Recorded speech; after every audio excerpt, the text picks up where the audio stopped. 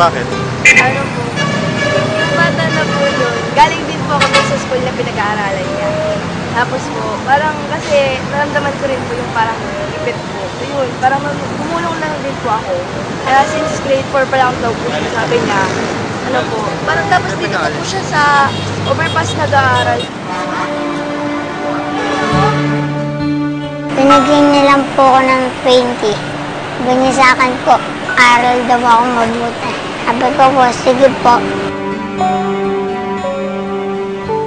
Pag mga ganong kinakausap ka, anong pakiramdam mo? Lumalakas po yung loob ko.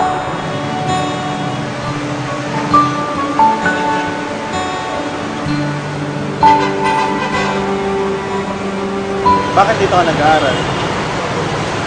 Para po maliwanag. Para maliwanag.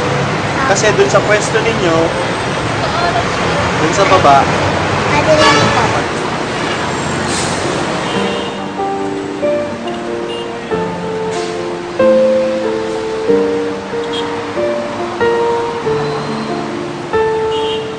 Sabi po sa akin, lipat muna raw ako ng pwesto ko sa raw po. Andyan yung bisita nila. lilipat ka na lang. Apo. Saan ka lilipat pag gano'n? Kahit saan po, basta po maraming tao, maraming bibili po.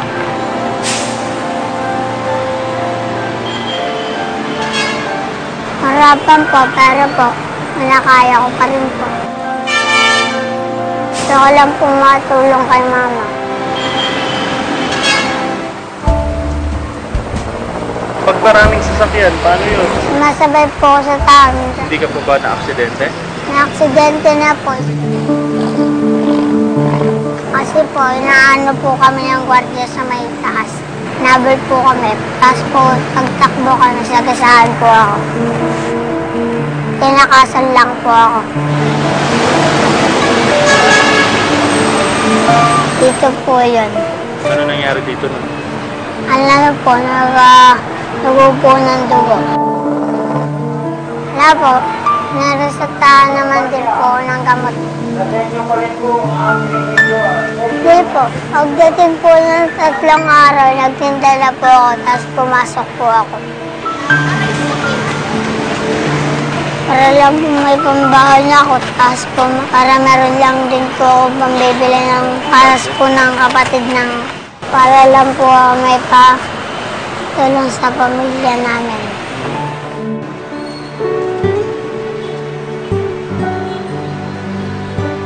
Bali, si Jomar po, 4 na taon na po siya nagtitinda ng sampagita. Yung panganay ko po, mula pa po ng kinder. Doon ko na po sila binuhay. Kasama rin po nila ako. Kung nasan din po yung mga anak ko, nandun din po ako. Pati yung tatay niya, kasama ko rin po. Nag-apply naman po ng trabaho yung kanyang tatay sa barangay. Hanggang ngayon po, hindi pa po kami napubarbahan. Wala pa pong tawag.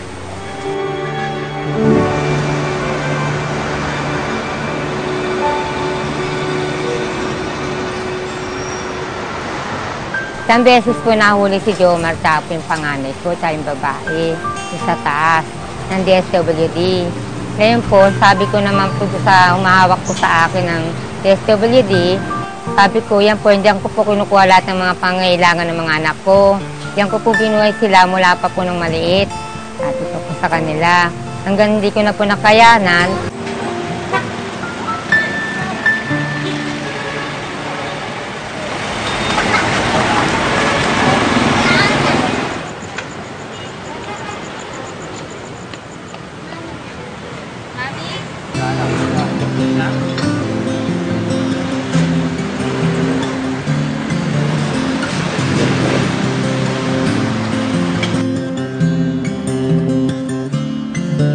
Suki namin yan. Alam niyo kung ano binibenta niya? Sampagita. Tsaka may suki din siya na matanda na lagi siya binibigyan ng pera lang. Ano binibigay sa'yo? Pera na. Ano grade mo na nga? Masipag ko eh. Masigasig sa pag-aaral niya. May future yan. Kahit mahirap. Oo, hindi naman hindrance ang kahirapan eh kung gusto mag-aral.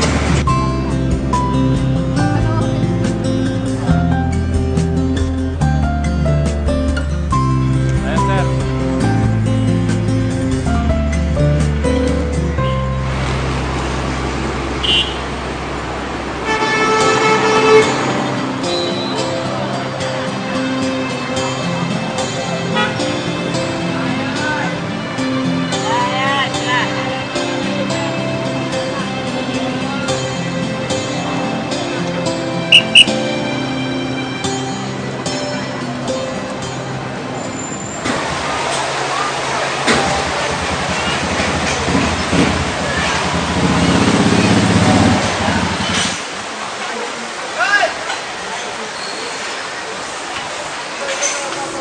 Kaya nga, papalabas daw siya.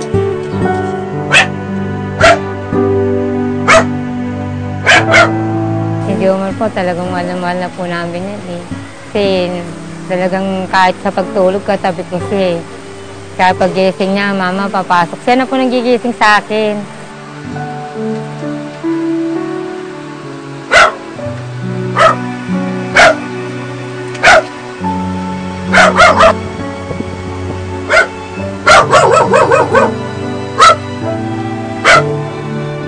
Yan po yung nakakatulong sa akin.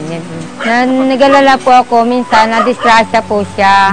Nagkaroon po siya ng sugat, pinamedical ko po yun. Dahil nasaktan po siya ng kwadya dyan sa taas.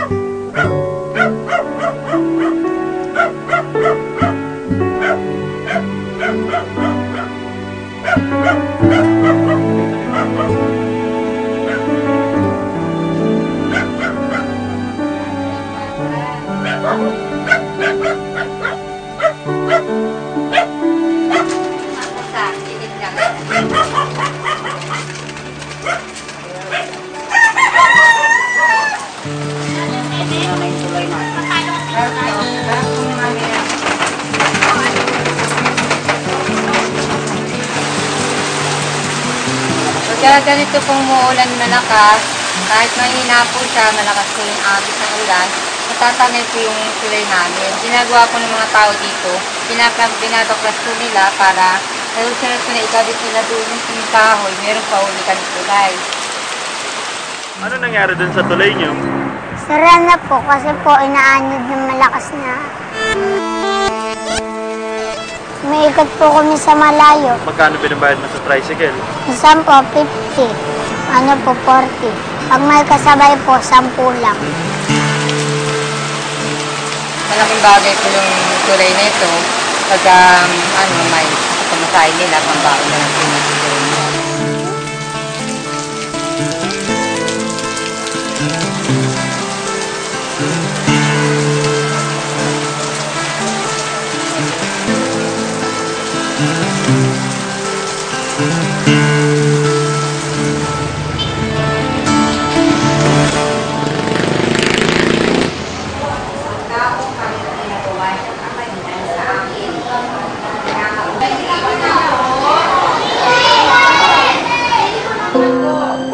Grade 4 na po. Anong favorite subject mo? Science po. Ano bang gusto mo maging paglaki mo? Doktor po. Para po tulungan ko si mama. Kapag? May sakit po.